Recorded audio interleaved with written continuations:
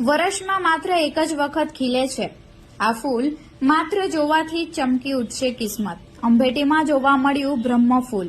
કપરાડા તાલુકાના અંભેટી સાદરવેરી દુકાન ફળિયામાં રહેતા રસિકભાઈ સાપુરભાઈ પટેલના નિવાસસ્થાને બ્રહ્મ કમળ ખીલ્યા. જુઓ વિડીયો.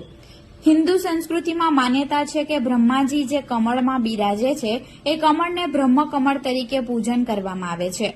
અત્યારે હાલમાં અનેક જગ્યાઓ ઉપર બ્રહ્મ કમળના વેલાઓ લોકો પોતાના ઘર આંગણે લગાવતા થયા છે અને વર્ષમાં એક જ વાર તેના ઉપર ફૂલ આવતા હોય છે.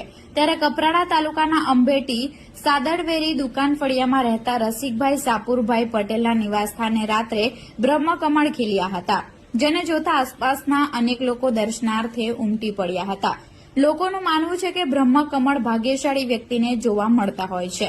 ત્યારે બ્રહ્મકમળ રસિકભાઈ સાપુરભાઈ પટેલના નિવાસસ્થાને ખીલતા રસિકભાઈ અને એમની પત્ની દ્વારા બ્રહ્મકમળ ફૂલના આગળ ધૂપ દીપ અને અગરબત્તી કરી પૂજન પણ કર્યું હતું.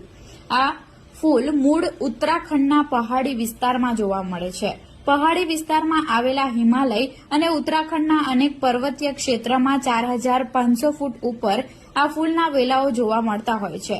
હાલમાં ફૂલને લોકો બ્રહ્મકમળ તરીકે ઓળખાવે છે.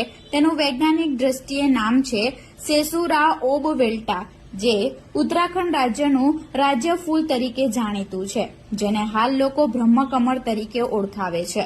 પરંતુ આ ફૂલ ઉત્તરાખંડ અને તેની આસપાસના હિમાલયના પર્વતીય ક્ષેત્રમાં આસાનીથી જોવા મળી જતું હોય છે અને વર્ષમાં આબોહવા જ્યાં ઠંડક પ્રસરી હોય એવા વિસ્તારમાં તે સૌથી વધારે પ્રમાણમાં ફૂલો ખીલતા હોય છે.